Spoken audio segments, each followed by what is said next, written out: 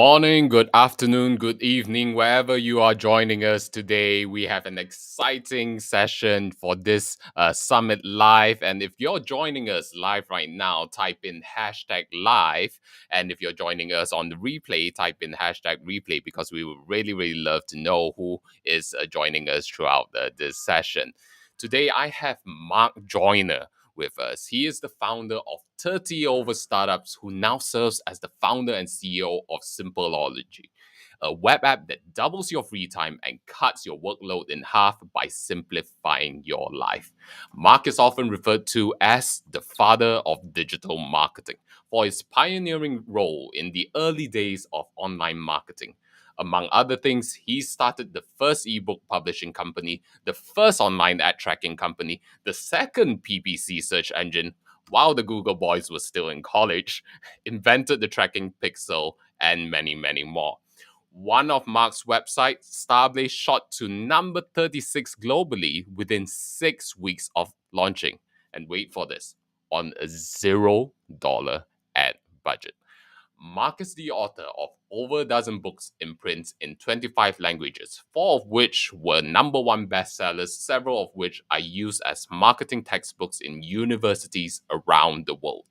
Mark is a former US Army officer and a Cold War veteran of military intelligence. He has been awarded for his military service by the NSA, the Defense Language Institute, the US Army, the Republic of Korea Army, the Korea Consulate General, and the President of the United States. And on a personal note, Mark is now a health and fitness buff with 8% body fat who was once 60 pounds overweight. He trains in MMA, gymnastics, and calisthenics. He ran his first half marathon at age 40 through the streets of Manhattan barefoot. So, ladies and gentlemen, let's give a warm welcome to Mark Joyner. Hey, Ching, great to be here with you, man. great to have you, Mark. I mean, definitely we've had very interesting conversations in the back end, and then Yeah, we already. love to bring it out into the world. So, I mean, share with us. Um, you've been lying low for the past 2 years, of course, through the pandemic, at least in the speaking circuit, right? Mm. So, what have you been up to throughout these past 2 years? Well, I've been locked on an island for a while because I'm not vaccinated. And I can't really get in and out of Phuket. There are worse places to be stuck, so it's not too bad there. But I've been focusing on building this business, Simpleology. We started a coaching program to go along with that. This thing we have called the Solomon's Arc Ascension Plan. And what's interesting is it actually was very well timed. I wrote this book called Your Roadmap to Money in the 2020s. It was released in 2019, and it was predicting a lot of the stuff that we're seeing now. And I don't like to be right about a lot of these things, but as a futurist, you do feel a little bit of gratification when you know that you can help people see what's going to happen in the future and prepare them for it.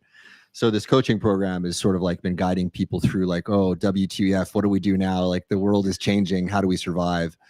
And so that's all been, quite fun. And that's been the primary focus of my time. Awesome. Oh, by the way, I'll just add one thing. Yep. Something that I've been working on a lot is helping people pivot their businesses during COVID, man. Like that's like, it's been a shock for a lot of people. And we have to get ready for things that are coming, because if you think that like what's happened in the world because of COVID is a big deal, like I think you haven't seen anything yet, man. Like we're just getting started in the massive upheaval that we're going to see in the world because of technological shifts. Yep, and definitely. I mean, as we start exiting, and then try to get back into the new norm. Next thing you know, we are looking at all of these conflicts all around the world, and then and our society is just getting more and more split up on the extreme ends. So with you've been on this journey for quite some times. What do you see are the hidden opportunities that people are not really tapping into nowadays amidst all of this chaos? Well, it's actually something I talk about a lot in that book, and I'm not meaning to. The book's available for free, so not just to plug the book, but in your roadmap to money in the 2020s, I talk about a lot of emerging markets in there, and I can talk about a few of those. We could probably talk for several hours just on this topic because it's really fascinating and I think really important too. One of the ones that I find most exciting right now is providing information that people can trust. There is a very low degree of trust in media and in government right now, and deservedly so. The quality of information that's coming out in media, I mean, you'd have to be really, really blind right now to not see how propagandized all of the information is. And not to, and like, if anybody watching is like, well, hey, wait a minute, I trust the news. What do you mean? Are you insulting me? I shouldn't phrase it that way. It's an unkind way to phrase it, because the truth of the matter is most of us don't have enough time to be able to dig into the information to find out that we are in fact being lied to. And as a veteran of the military intelligence community, this is something that I've known very well for a very long time, but it's becoming more and more known. And when I was talking about this kind of stuff, like 15, 20 years ago, people would be like, oh, conspiracy theory, and they would dismiss it.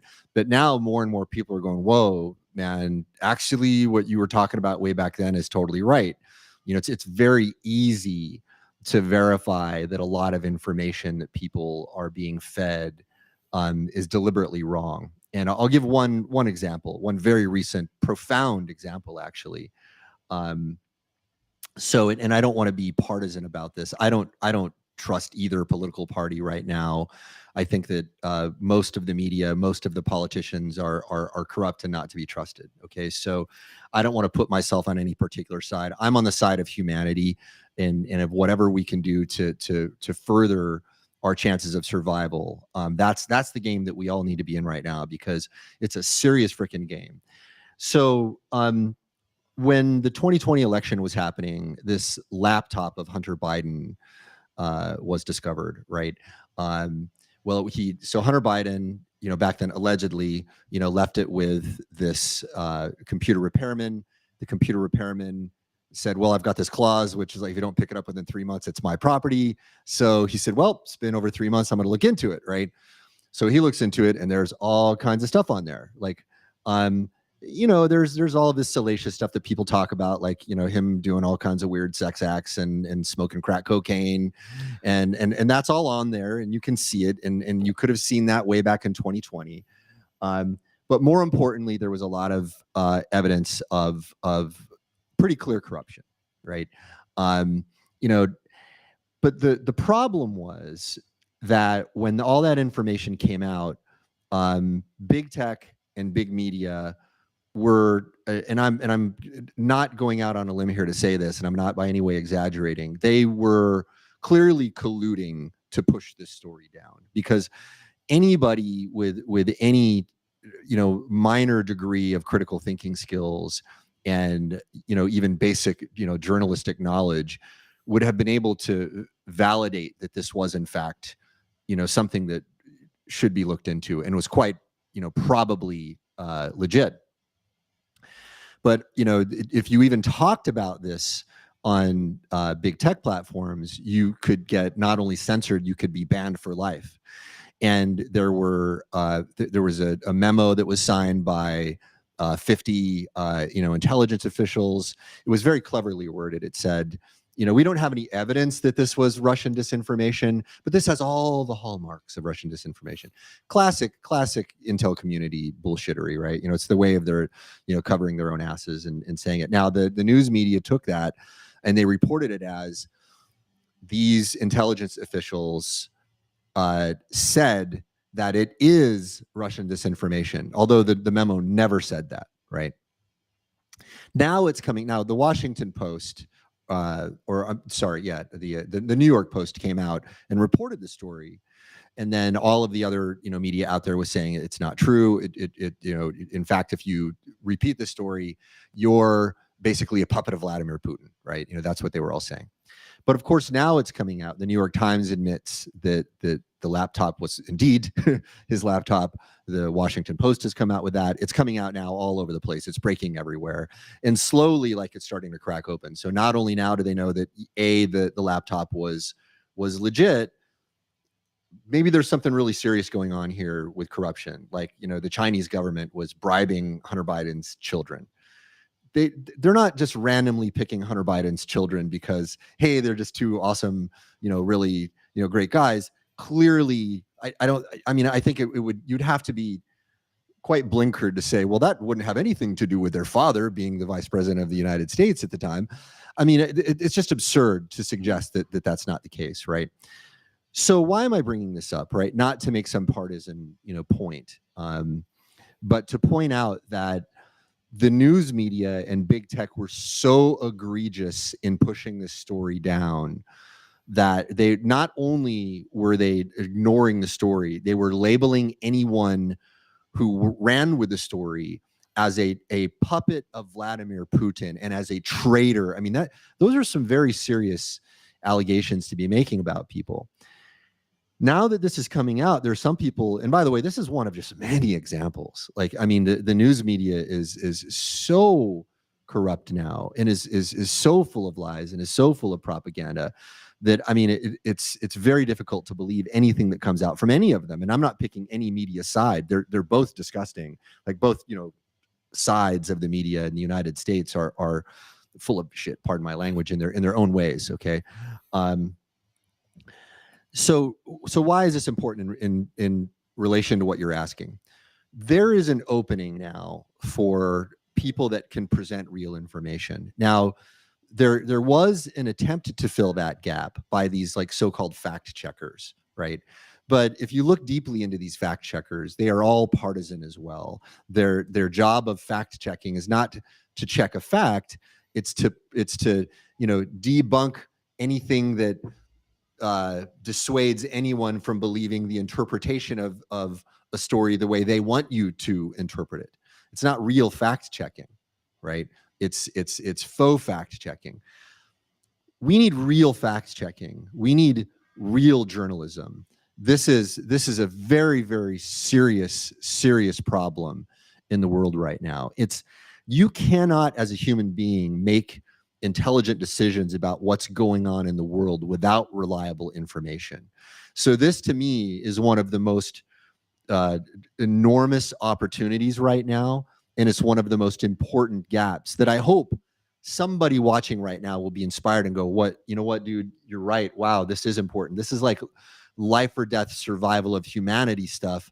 You know what? I'm going to do a startup. I'm going to do something to attack this, not from the angle of I want to get my political views out there corroborated by, cherry picking information, but I want to just help people understand how to interpret information and help people to understand how to evaluate information and to be a source of the best quality information I can possibly have. It is not easy. It's far more difficult to do from an epistemological standpoint than most people understand. Yeah, and I think it's something where people don't really appreciate the gravity of the situation, where we enable lies to propagate and essentially to gaslight an entire society. Yes. Right, where like what you mentioned, if we do not have the truth, we don't have the accurate information, we cannot make the right decisions in our lives. Right, let's forget about the big picture, just within our own personal lives. It's a tragic thing, and you bring up something that's a very interesting distinction that I want to make, right? And now you're talking about the intention of them doing it, right? Now, it's very important for us to discern, and this is something that intelligence analysts. I wasn't an analyst. I was, I had many different jobs in the intelligence community, but I was never formally an analyst. But I talked with a lot of analysts, and I love the analysis of it because you can learn a lot of really great things through that lens. And it's important to distinguish between what you can observe, how to interpret that information, and what you can hypothesize about behind that information. So when you were saying they're doing it to gaslight us, right? it's important for us to distinguish. It's possible that that is in fact one of the intentions. I think it's a pretty good hypothesis, man. Like as hypotheses go about why they're doing things, I wouldn't want to poo-poo that at all. But I do want to make the distinction. We can't know for sure that they're trying to gaslight us. If in fact they are attempting to do some Orwellian 1984 style, Winston Smith, the future of humanity is a boot forever on its face plan, as if, many people think, and I don't think you're crazy to think that that's a possibility at all, then yeah, gaslighting is for sure part of what's going on. And it explains a lot of the data, but we don't really know necessarily what their intentions are. Now, by the way, Trader Rob says salacious equals binge worthy, right? Now, I'll make one more distinction that's interesting. A lot of people will use an analysis like that and say, well, it's all economics, right? They're just doing it so that they can get more clicks. In my estimation, the economics lens explains some of the phenomena, but certainly not all of it.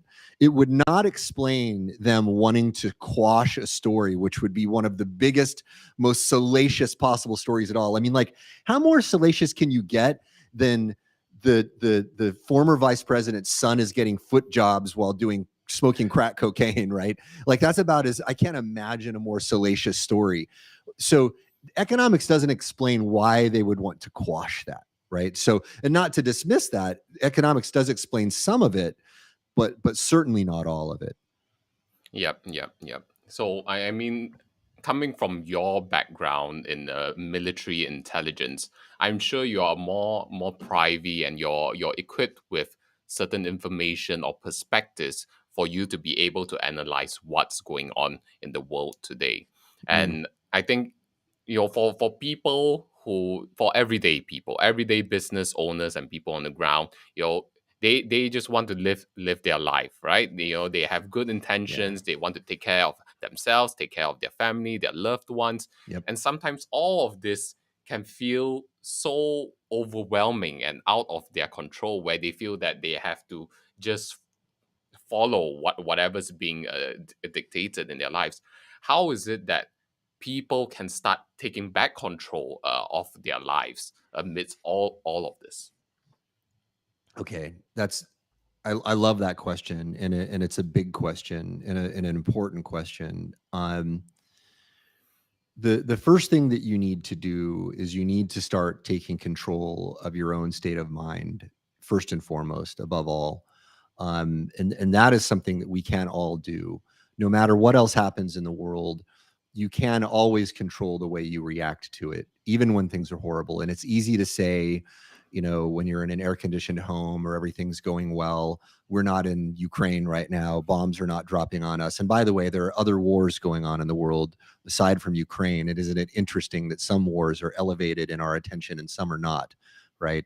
We don't talk about what's happening in Yemen, right? We don't talk about what's happening to the Uyghurs. There's all kinds of things that we just don't talk about. And it's interesting to ask those questions, isn't it? But we can control the way we react to it. And this is kind of a shortcut to the ultimate punchline, right? Now, there's something I'll be talking about at Summit, which is basically like a summary of what's going on in the world, what I think is important to look at, right? And we can get into that a little bit here too.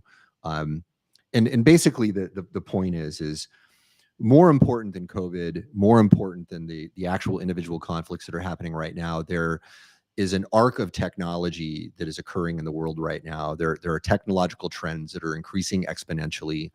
And to put it in the simplest possible way, our technology is surpassing our wisdom to use it in a wise way. And the only way that we will survive as a species right now is some kind of a collective elevation of consciousness. Right now, I know that sounds like a woo-woo sort of thing, and it doesn't have to be a woo-woo thing. We can think of it in very, practical terms. It's basically, how reactive are you to the world, right? Are you the kind of person that will turn on the news and be like, what? Oh man, Trump did this, Biden did that. I'm on team Trump. I'm on team Biden. I'm on team Chris Rock. I'm on team Will Smith, right? All this, like, how are we going to react to all of these different things. If you allow yourself to be pushed around by these things, and you allow yourself to be gaslit, perhaps in that sense, you're part of the problem, because if you look at all of the great atrocities of history, they all came by people being whipped up into a frenzy. I don't care if we're talking about Mao, Stalin, Hitler, Pol Pot, all of the great mass murderers of history, and those were mass murders. I mean, let's not mince words here, and I know people from different cultures, we all want to point fingers at who's the bigger mass murderer, right? But they all had some of the same things, right? And it was, they would create an enemy that we could all get against, and it was usually very surface and a very facile analysis of what was going on. We would would create an enemy, we would create a cause, and we would get people to believe, well, the cause is so important, the enemy is so bad, that we are justified in doing something atrocious to another human being. I mean, to think about, during, to give two examples, if you ever read the Gulag Archipelago by Solzhenitsyn, and to find out the horrible things that people were doing to other human beings, or if you read anything about the so-called Cultural Revolution, which was one of the most cynical names of anything. It was the wiping out of Chinese culture, right? And I mean, people were drug into the streets and murdered in the street because they believed that the cause was so just, right? If you are reactive in that way, then you're going to end up becoming part of the problem. So the first thing that we've got to do is we've got to learn how to control our own state of mind. We've got to be able to spot these things when they're happening. Like right now, I hate to say it, but my heart goes out to all the people in Ukraine, right? But right now there is a big effort to get everybody to see that particular conflict through one particular lens. And if you don't see it through that lens, you will be vilified. And whenever I see that, as a former intelligence guy, I'm like, man, that scares me, because that means that something else is going on, right? So, and I'm not going to justify Vladimir Putin. So please don't, anybody watching go, oh, he's a Putin apologist. Spare me. Okay. I'm not an apologist of anybody conducting any horrible act. Again, I'm on team humanity, right? Yep. So that's the beginning. And then everything goes from there, right? Once you can control your own state of mind, then we start to look at, well, what do I do? What are the right things to do, right? How do I treat people? What do I do to behave responsibly? One of the things I talk about in your roadmap to money in the 2020s is what I call the 3 essential hedges, right? And hedge number 1 is the only assets that matter are your skills, your knowledge, and health. Skills, knowledge, and health. Now, am I telling you not to acquire assets? No. In fact, I would tell all of you to go out and become millionaires, at least, right? Hopefully, better than that. Please go out there and do that. But hold no illusions about what those assets mean for you. All of those assets can be taken from you. If all of your assets are in the form of a hard currency, that currency can be devalued overnight.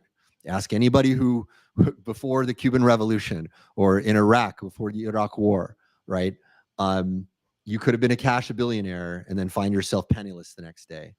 If you have all of your assets in gold or real estate, in the United States, we have this provision called eminent domain. Every country in the world has a similar law in the books, and that means that if the government sees fit, they can seize your assets. And it won't require a revolution of some totalitarian government to do that. Your government, as it exists right now, has, and I don't mean you, Ching, I mean everybody on the planet, everybody on the planet is under a government that has such a provision, and that means that they don't even have to have regime change. They can seize all of your assets. They can seize all of your assets. So the only assets that really matter are skills, knowledge, and health. And probably the most important skill is managing your own state of mind. Yep. So skills, knowledge, and health, and yeah, getting to on the deeper end is managing our state of mind so that we do not become pawns in whoever that can control our emotions and Yes. drive down our critical thinking.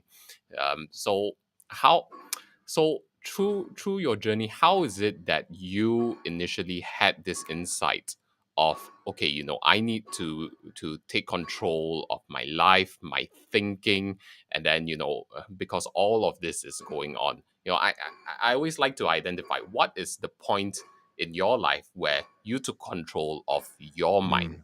Mm. uh, Man, I love that question too. There are many. And what I can say is, I grew up quite poor.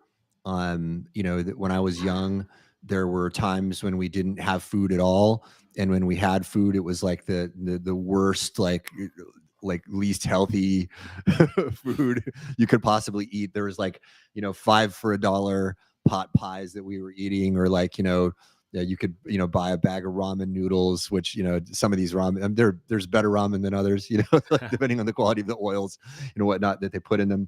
But that was, what we were living on. And growing up in those neighborhoods and seeing what people go through. And I'm not telling people this to be like, poor me. Like, I mean, like, I'm quite happy, the person that I became, and I'm constantly growing, and I'm glad that I had those experiences, actually, because they allowed me to be different, in some important ways. I don't think I would be the same person if I'd had a normal, comfortable upbringing. I'm super grateful for that. I'll tell you some interesting stories, right, of little moments that snapped me out of it. Um, I remember reading books by Robert Anton Wilson when I was a young kid. He later became a good friend of mine. He was a guy who wrote these books called the Illuminatus trilogy, and then he wrote some other books about pop psychology that were very, very useful. And he introduced me to some very, very important ideas when I was young. Like, one of them is this thing called a general semantics, right? It's this study of language and in the relationship between language and reality. So in the back of the room before we started, Ching, you and I was like asking him, like, I like to go straight to personal questions with people. I'm like, so are you Chinese Malaysian? Are you Muslim? Are you Buddhist? Right? And so instantly we were talking about Taoism. I'm like, okay, cool. Now we can have, again, if you were Muslim, I'd be talking about the Quran with you, right? Like I'd be talking about that.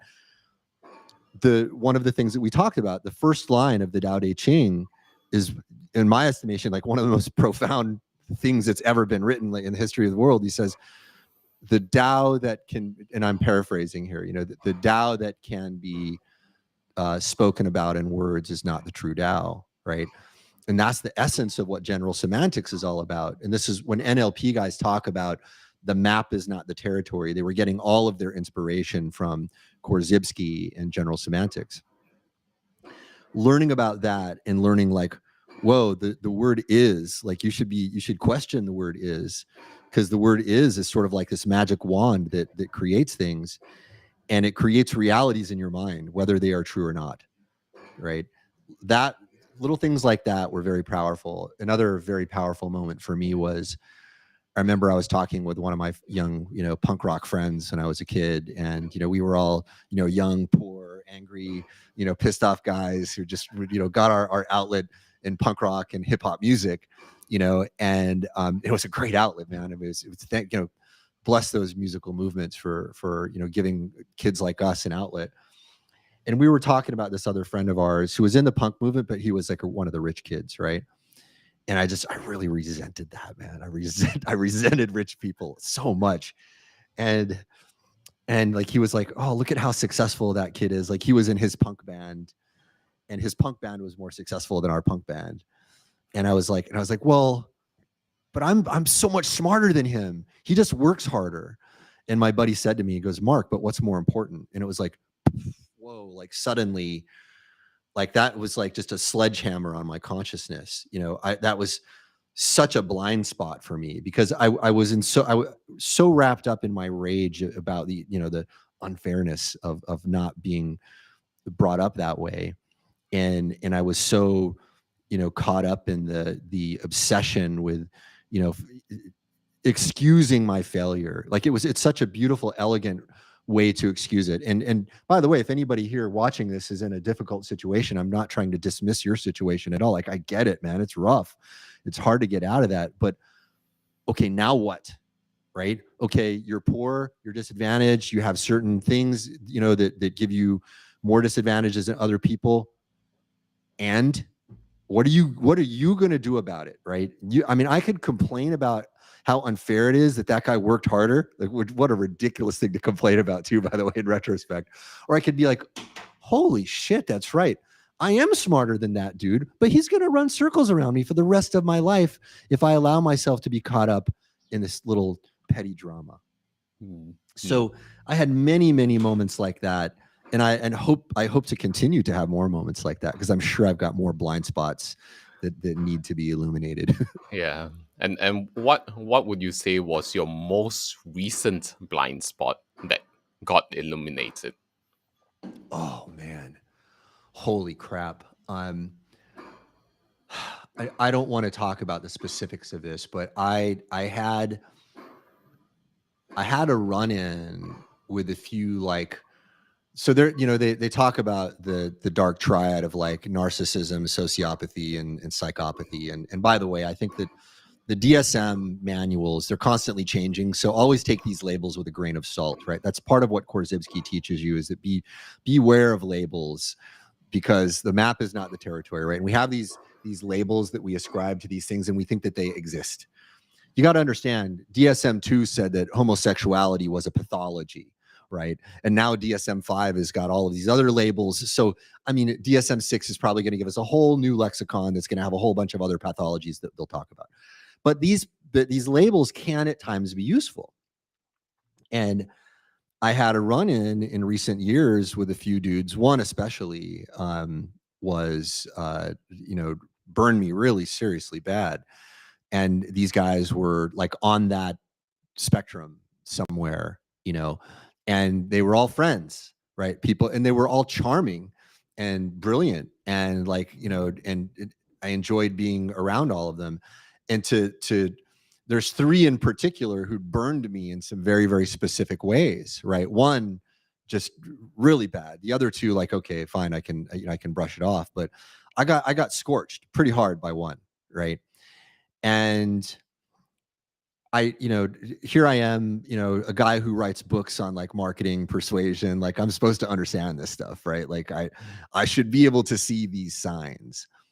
And I realized, like, okay, you can understand something. I've known this, of course, right? You can understand something intellectually and still have a blind spot.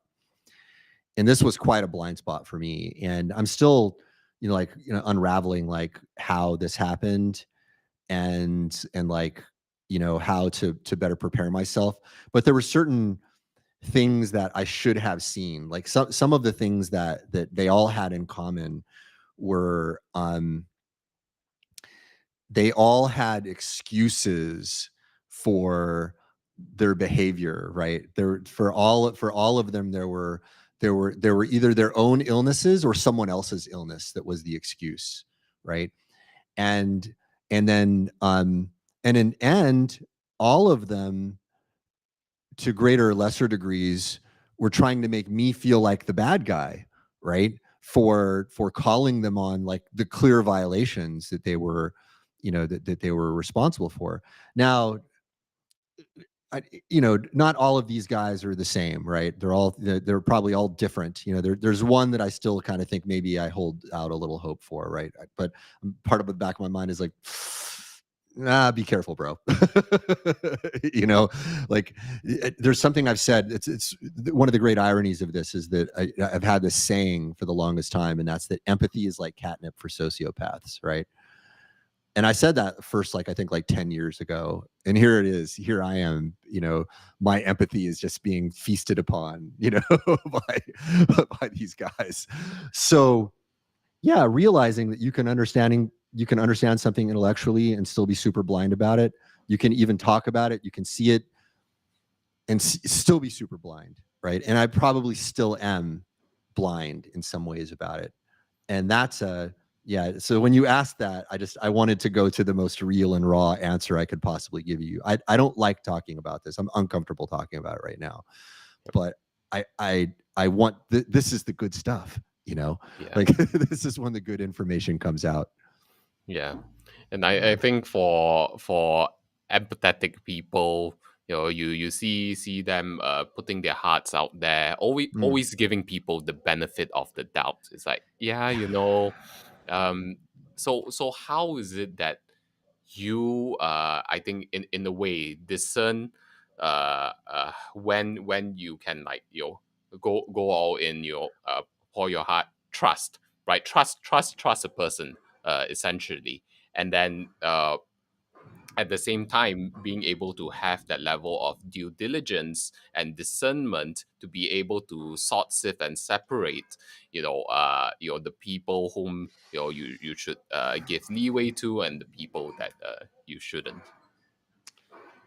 Man, so two references come to mind, one from Ronald Reagan and one from Solzhenitsyn again. Reagan, was famous for saying, during the, what they were calling the end of the Cold War, which I don't think was really the end of it, but, trust but verify, right? Like, hey, we would like to normalize relationships, between these countries, but at the same time, we got to be careful, I'd had a cartoon once that I like to create these like little single frame cartoons sometimes to help people come to realizations of things. And it was people signing, it was this, weapons treaty to end all war forever, right? And there were two sides, and then they were both signing the treaty, and then both politicians had little thought bubbles that said, let's save a few weapons just in case, right? Right? And that's the reality of how tricky this stuff can be. Another thing that is super important in relation to this conversation, and not for obvious reasons on the surface, but Solzhenitsyn said, and I'm paraphrasing here, he said, let the lie live, allow it to even flourish, but not through me, right? And man, like, that's just some deep wisdom, because in the process of trying to find out like who you can trust and trying to fight the evil, like, you can get wrapped up in it, and that evil can be brought out in you too, right? And that's the importance of what he's saying there, is that if you're spending your whole life in that quixotic battle of trying to fight the evil, you will become evil. It's almost inevitable, right? That's just some of the most profound wisdom that's ever been written, what he said there. So that, I think, has to be factored into it as well. You've got to, make sure that you don't get caught up into it.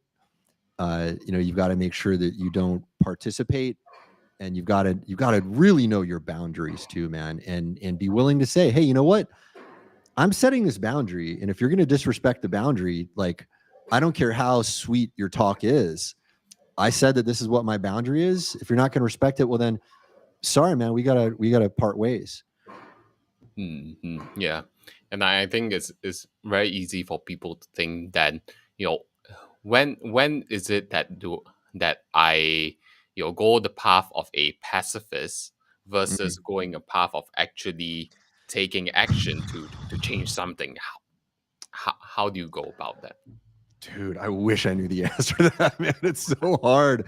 That is one of these perennial questions. I think the way I'm taking it right now is, like, I feel like my job is first with myself, right? I want to purify and strengthen, cleanse my own emotions, my own business, my own life, my own body, as best I can, and this is one of the reasons why I've been on such a health kick, because I think it's all related, man. Like, if you think that you're on a spiritual path and you're eating shit food, I'm sorry, man. Like, okay, and maybe I'm putting my own dogma on you, but I'm super skeptical of anybody on a spiritual path that is not purifying their body, because I think that those things are super related. And I don't have any dogma about like, I'm not vegan, by the way. I tried that for a while and it didn't work for me. But I won't put processed food in my body as much as I can possibly avoid it. I want to do as best I can to put nature in my body, because I would say that, depending on what cosmological lens we're going to use to look at the world, whatever that is, I would say that, okay, maybe there are some religious people here who are going to take exception with what I'm saying, but millions of years of evolution, or we can call it God's creation or whatever it is, knows far better than we do about what needs to be put into the body, right? So starting there and then doing my best to give people tools, right? Tools to help them follow along on the same path without inflicting my dogma on them, because that's where it starts to get dangerous. Like, okay, this is the right way to do it. All you bad people need to be rounded up and put in camps and maybe even exterminated. Whoa, scary shit, right? Mm-hmm.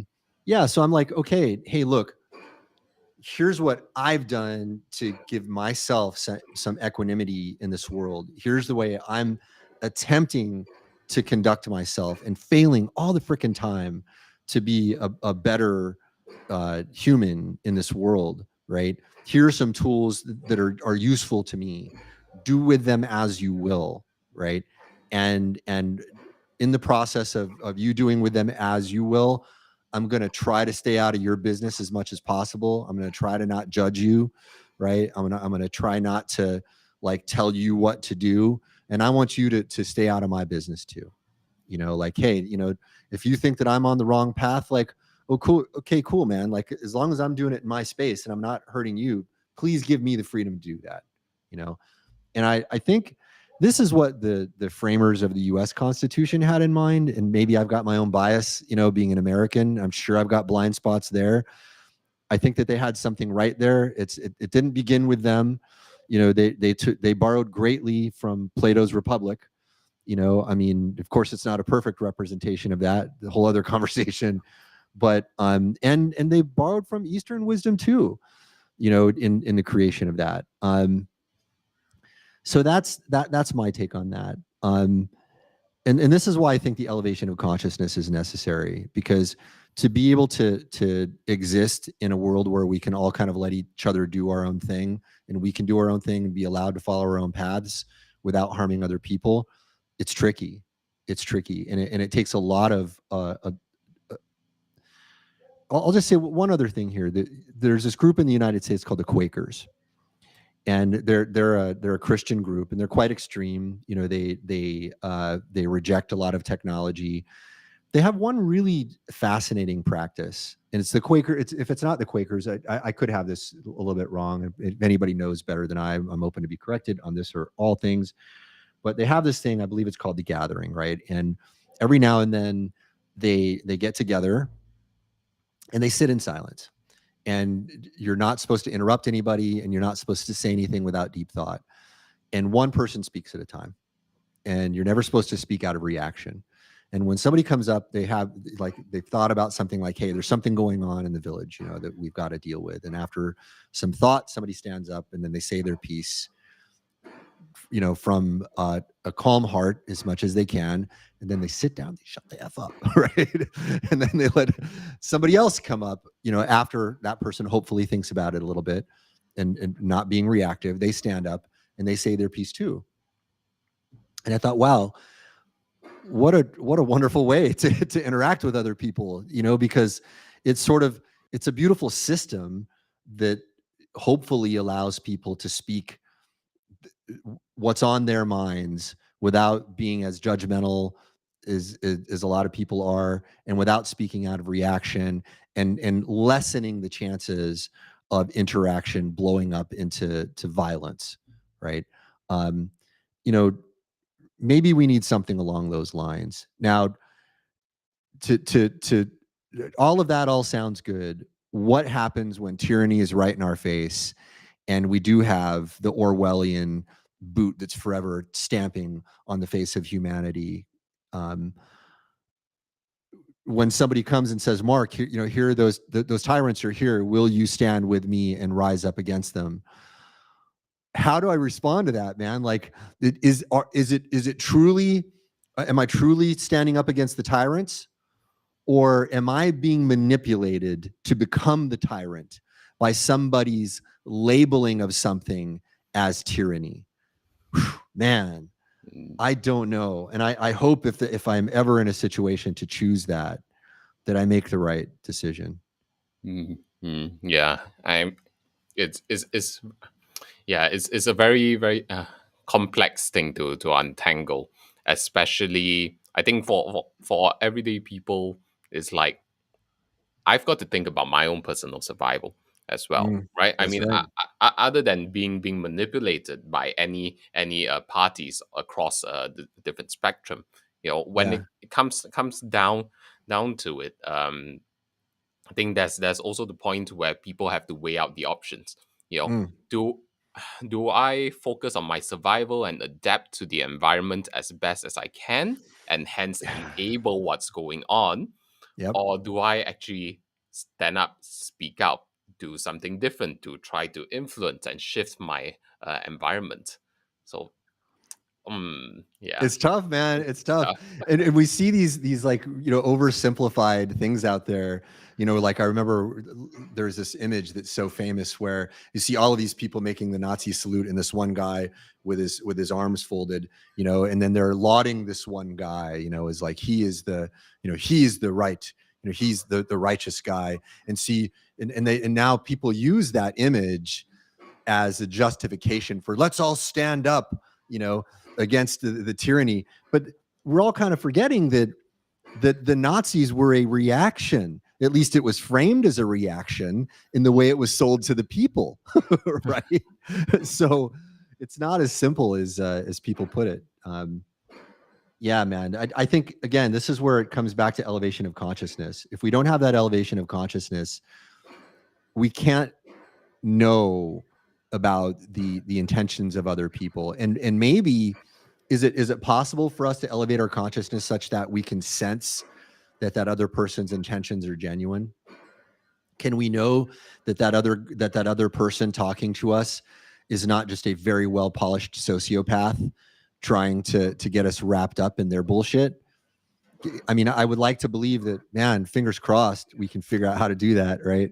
Because if we can, then maybe we can solve this. But one of the sort of glimmers of hope in all of this is that I would like to believe that when people feel good, right, when they can experience peace themselves and they can be satisfied with themselves, that they're going to be less likely to adopt sociopathic, narcissistic, psychopathic, whatever label du jour we're going to apply to it, uh, type of behavior, right? It, there was this. If you ever watched the old Star Trek, they had this really wonderful utopian idea that they had sort of like solved uh, um, uh, uh, mental health, right? Mental health was solved. And there was this place where like the five psychopaths that they couldn't cure were all like, they were all like sequestered off in this one random remote planet, right? And they were all there together, like, in their cells. And I thought it's such a wonderful, nice idea. But here's so one other thought about this, right? Maybe we're never supposed to solve this completely, because maybe the narcissists and the sociopaths and the psychopaths, whatever we're going to call them, always have to be there. Because if we look at it through the Taoist lens, we can't have light without the darkness. Because if all you experienced was joy, your sense of it would be attenuated to that and it would be terrible. And if you didn't have pain to prod you into growth, like, existence would perhaps be unbearable. So perhaps we need contrast and continuous change to make existence itself a pleasurable game. So maybe this isn't a problem that we ever solve completely. yeah, and it's probably something that we have to learn to come to accept as the reality of our nature. And I believe that to a certain extent, we are designed with this form, this instrument, to be able to perceive our world, and to be able to see the contrast and in our world for a reason, right? and Yes. then and then it's probably like what you touched upon. Maybe it's like throughout this journey we are just meant to see how things are contrasted, and then we just work towards our own personal Yes. values in harmony with others. Here's the challenge with it right now that makes it tricky. Okay. So, and I'll be talking about this at Summit, right? But and so you guys are gonna, well, hopefully you guys will all still watch because there's a lot more interesting information that I want to bring out. But you're kind of getting the punchline ahead of time, and that's that. If we look at the trend of technology now and all of these exponential trends, the way I like to simplify this conversation, people talk about Moore's law. That we've known about Moore's law even before Moore's law was a thing, before computers even existed. Moore's law is basically that computers are getting twice as fast and half as expensive every 18 months to 2 years, something like that, right? But we've known, if you look at all of the paradigm shifts and discoveries and inventions throughout history, the period of time in between them has been halving itself. I call it the great halving or the great doubling. You can use it, it works either way, right? So Moore's law is just really just an expression of that. But now it's happening so fast that in at Summit, I'll be bringing out some examples of things. I guarantee you, anybody that goes to Summit and watches that talk, I'm going to bring up some specific examples. You're going to go, what? That's happening in the world right now? I had no idea. Well, that's the whole point. You can exist in this world right now where these paradigm shifts are occurring every day. And even very, very well-educated people cannot be aware of these things. So the way I like to simplify this is I call it the big five phenomena, right? Everything is getting faster, smaller, more powerful, more available, and cheaper, right? Now, that can be good. And my futurist contemporaries tend to be more optimistic in their estimates than I am. And I think that they are mistaken in their overemphasis on the optimism side of it, because they're missing some serious perils. And I like to summarize that and help people understand it with what I think is a very profound question that we all need to ask. Once you hear that, it's like it's obvious. Okay, yeah, it's true. Everything is getting faster, smaller, more powerful, more available, cheaper. Yeah, shit, that's right. Yeah. Okay. Well, that's happening to everything, including weapons technology. Okay. Now, we very recently got to a point where we could 3D print automatic weapons. Now, as a guy who wants to be able to have weapons to defend himself, I'm like, that's cool by me, right? Because I want to be able to. I'm all for wanting to protect myself. People can think of that as they will. Please don't judge me for that. I like that world. I know how to use them, and I trust myself enough not to use them. I would rather that that governments don't have a monopoly on force, because the centralization of power is that's a whole other conversation, but it's quite problematic when you think it through deeply, right? So, the answer to that, to 3D printing of automatic weapons, and by the way, 3D printers, like 10 years ago, 15 years ago, would cost you around $10,000. You can pick one up for about $100 on Amazon right now. Okay. Now, the answer to this problem by the politicians in the United States is, oh, we'll just make the plans illegal. We'll just ban them. I'm like, really? Really now? How did that work for piracy of MP3s, right? Like, probably every politician's kid that penned that bill downloaded some illegal crap that day, right? Yeah. That's not going to solve the problem.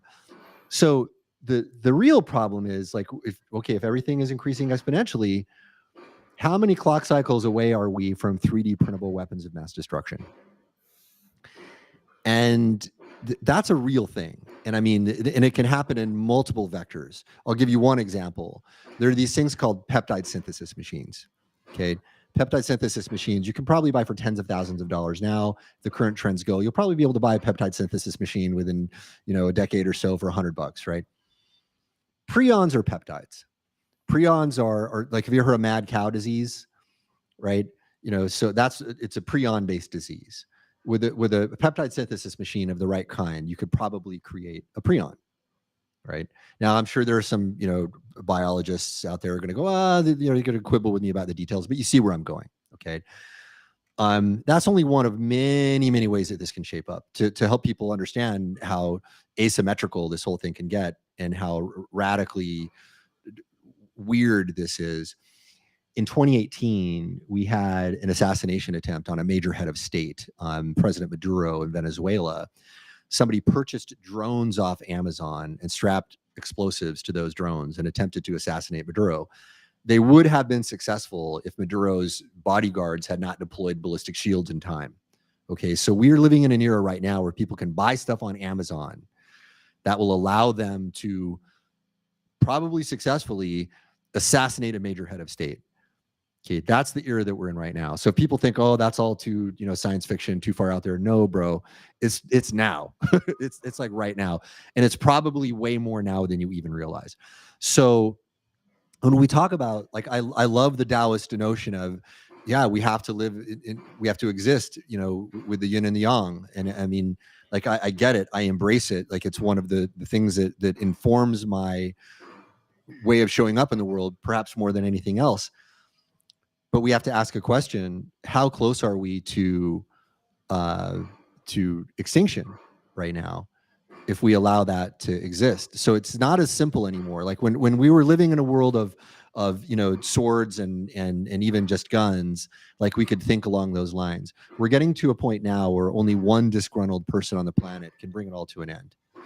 you know and maybe we've been there before. I'm open to alternative histories, where maybe humanity has a longer history than we think, and there is actually some archaeological evidence to support that if you look at things like Göbekli Tepe and whatnot. Maybe this is what has to happen. Maybe humanity has to extinguish itself, and as we go through the grand Kali Yugas, as some of these people hypothesize, this is inevitable. um I hope not, because I like existence. I like this world, and I would like to keep it going personally. Yeah. And really, we here in Summit, and then of course with our partners in Groove Asia, and together with brilliant thinkers and action takers like you, we hope to be at least be able to play our part to extend the longevity of humanity on this planet by being able to elevate the consciousness. So Yeah. you know with that, I'm just looking through at a couple of questions Cool. that's been flying through our chats. Definitely one of our most engaging sessions in Summit Live. We talked about labels, right? We mentioned countries, and then the atrocities that those in power during that time Yeah. carried out, right? And then of course right now in the world that we live in today, it could be labels with regards to politics, labels with regards to religion, so on and so forth. So Trader Rob does ask, any advice for methods we can use to strengthen the melting pot economics and steer people away from the separatist economics? I only see further escalation to the extremists if we continue this current path. Yeah. Well, I would say one thing that we need to do is we need to make ourselves aware of ideologies out there that are actually, professing to be, for the melting pot, but are actually against it. Um, so I'm going to talk about a very, very controversial topic right now. So critical race theory in the United States. Now, there's a lot of misinformation going on about what critical race theory actually is. And if you look at the intellectual lineage of critical race theory, it comes, before that was critical theory, and before that was postmodernism. All of these guys came from something called the Frankfurt School. And the whole purpose of the Frankfurt School was, hey, you know what? Okay, maybe Marxism, created a lot of mass murder, but we still, want to make Marxism happen. We just didn't, we need to get better ways out there to make Marxism occur. And critical race theory is an intellectual offshoot of Marxism. And anybody who tells you otherwise is not telling you the full story. I've read all the books. I've read all of it extensively. It's clear, right? I mean, the intention of it was quite clear. When you talk about critical race theory now, a lot of people that are apologists for it are like, well, oh no, it's just history. We just want to tell history. And it's like, no, man, that's not what critical race theory is at all. You're not just trying to tell history. You're trying to tell a particular form of history for a purpose, and we'll get to that. And then some people will say, well, it's just a legal theory. That's not true either. And I could cite all of the literature. You can even read, like, an introduction to critical race theory by, the original scholars of this. Even, they say that it has seeped into every area of academia, right? So when people tell you it's just a legal theory and it's just history, no, that like you're just lying.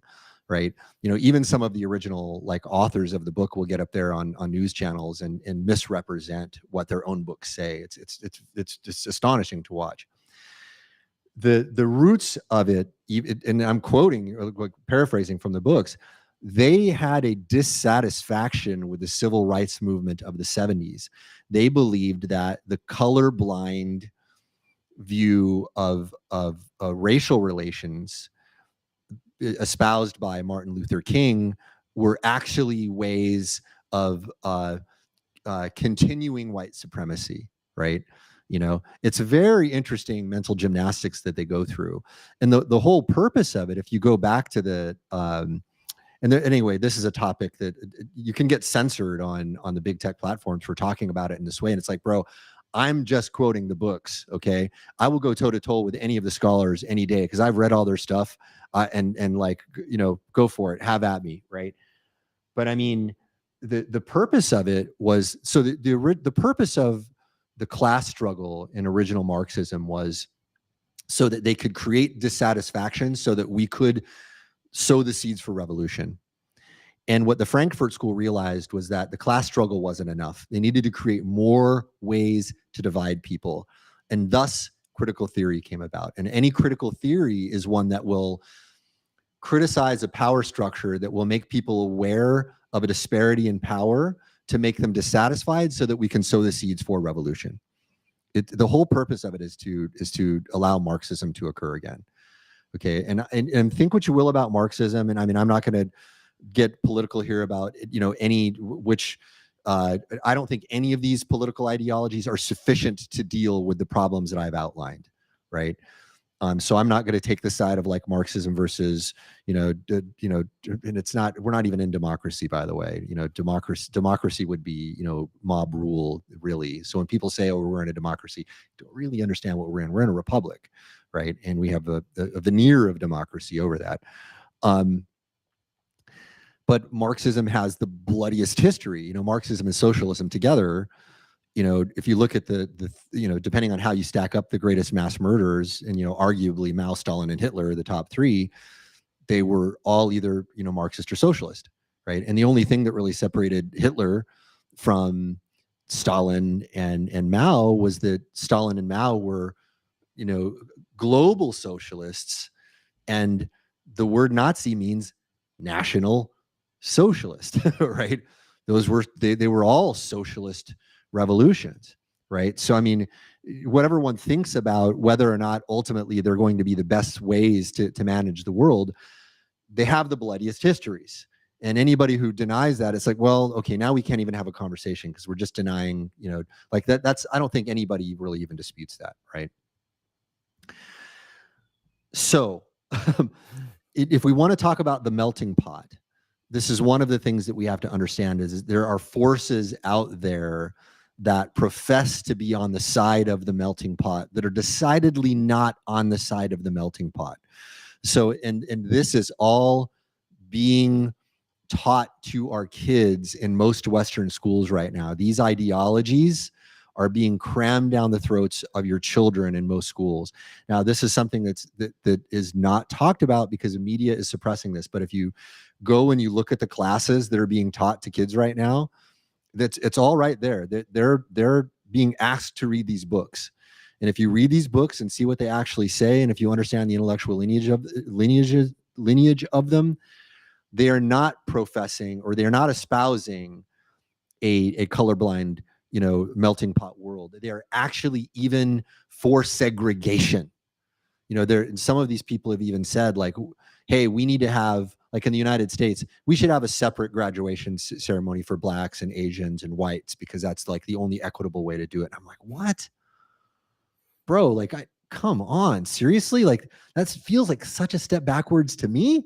Like, I don't know about you, but I would love to be able to get down with all people of all cultures and appreciate everybody's culture. And like, man, you bring your food and your music and I'll bring mine and let's all share this and let's even mix it together and like, let's see what kind of awesomeness we can come up with. If we didn't have that, we wouldn't have the hip hop culture, the punk rock culture never would have existed without that kind of thing happening. It was actually Black dudes, arguably, that were some of the first punk rockers, right? There was like there's actually a sort of prototypical punk rock band that even predates the white punks in New York, right? So like, I, anyway, I know that's a rather complex answer to his question, but part of it is in us understanding that there are fake movements out there trying to get us to believe that there's something that they're not, and we have to be aware of that to be able to have this conversation in a meaningful way. Yep. And yeah, as Nicholas puts it, Mark, would you concur that most information of the so-called intellectual types is based on pronounced previous intellectuals without truly looking into the lineage of the originating information's genius? I'm careful of using the word most, but I see that a lot, right? And it's like that great scene from Good Will Hunting, where Will calls that guy out for basically just like, parroting what was in one of those books. That's what most of the so-called intellectuals of the day are doing. And we're not doing what. So one of my great friends is the late great Win Wenger. He studied for his whole life ways of increasing human intelligence, and he was a fan of the Socratic method of through questioning, drawing each other out. So he talked about the difference in the etymology of the word education, right? So it actually has two competing Latin roots, educare and educare, right? Educare is a cramming in of information, which is what most education is now, right? It's like, these are the facts, you must memorize these things, and if you get these wrong, we will administer the electric shocks. Like that's the school, that we're all in today. Think the wrong things and we will administer the electric shocks. And the electric shocks, I'm saying that kind of like tongue in cheek, but that's kind of what they're doing. Like if you are guilty of wrong thing today, you can be ridiculed. Like they will have mobs like, beating down your door, saying you can't talk about this topic. That's wrong thing. That's the world we exist in right now, which is a little bit scary. Educare is a drawing out of information. Like if you read the dialogues of Socrates, which were Platonic writings, Socrates is asking questions and stimulating thought in people. And Win Wenger was a big proponent of that. Like that's what we need education to be. And Nicholas's point, I think, is informed by that. Yep. Yep. So wow. So we've gone through a lot, especially on the big picture. With what's going on. So with what you will be sharing during our launch event, and of course, very much on our future workshops and platforms that you'll be on. What is it that people can expect to learn to apply your processes and the results that they can achieve in their lives? Well, what I'm going to be showing is I'm going to be showing some of the specific trends that are going on right now, some of the specific technological phenomena. So we've talked about some of the larger overarching uh, uh, forces that we're dealing with, but I'll be giving you some more specific examples of the specific types of technologies that are arising in the world right now and how they will affect everything, right? And basically, I'm going to be showing you how to understand what's going on in the world in a way that you will be able to react intelligently, right? A way to make intelligent decisions. All right, yeah. So navigating in the mad world, seemingly Yeah. mad world that we live in today, and how is it that we can react or respond intelligently, towards whatever ideals that we have in our minds. So definitely, for those of you who are interested to learn more from Mark Joyner, he will be with us on April 9th during our launch event. That is the link right there, www.summitasia.com/launch. I see that there are a lot of questions in our chat, Yeah. just so I apologize because we can't cover them all, but definitely show up for the event. You will get another opportunity to get your questions answered. So Awesome. I think with that, I like to ask, what is the reason why you decided to, make a comeback into the speaking arena right at this moment? Well, I feel like I've got some important things to talk about, you know, and I feel like we are at a time right now where people need to hear these things. And for a long while there, I was kind of like, man, the world is just going so crazy. Like, I don't know if there's anything I can do about it. I'm just gonna, you know, pull myself away from it and just kind of watch it all, go down, and I just can't do that anymore, and yeah, it's I can't even really put it into words. Like, something has drawn me, to the importance of just accepting the fact that for whatever reason, I have been pushed into a role, and I feel like I need to play that role and speak my piece, and hopefully, it will do some good, for some folks.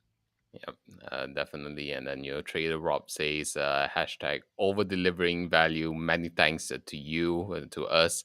And yeah, you talk about your being drawn into this. And then I'm just curious, what drew you to decide to like work with us here in Summit and of course the Groove Asia community. Well, I don't know much about the Groove Asia community at all, but I know Simon. Simon Leung is an old friend of mine. Former Googler Simon. He and I have broken bread many times. We're buddies back in Silicon Valley. You know, and I know, like, and trust Simon a lot. And he told me that you guys have a new speaking thing that you're doing, and I saw that you guys were super ambitious, right? And I'm like, okay, that's cool. Like, I love the hustle that these guys are bringing into it, and if these guys are creating a large platform, and I know I can work with a guy like, because I would trust Simon with almost anything, yeah, I'm all for it, and by the way, and in the early conversations I had with you guys, I respected the hustle, and I respected the way that you guys were showing up, so I thought, yeah, this is a good group of guys to throw down with, so let's see how it goes. Yep, let's see how it goes and let's change the world together. As Yeah. Michael says, thank you for being in the speakers arena. Your message is definitely very valuable and what the world needs to hear today. And I think many years to come. So again, everybody, if you'd like to learn more from Mark Joyner, he'll be at our launch event. It's April 9th. You can go to www.summitasia.com/launch. And then if you happen to be watching this replay, just learn more at www.summitasia.com. We'll be running plenty of events together with Mark and providing a lot more opportunities for you to learn from Mark Joyner himself. So, do make sure that you follow us on our social media platforms so that you can be in the loop of all of these amazing conversations, amazing teachings that's about to come. So, to everybody who's joining us live, thank you very much. If you're watching this replay, we really appreciate you for joining us throughout this session. So, we have Summit Live every Thursday at 6 p.m. GMT. Just make sure you like and subscribe and see you at the launch event and the future workshop together. So thank you very much, Mark, on behalf of the team and the community. And thank you all. Bye for now. Cool. Take care, folks.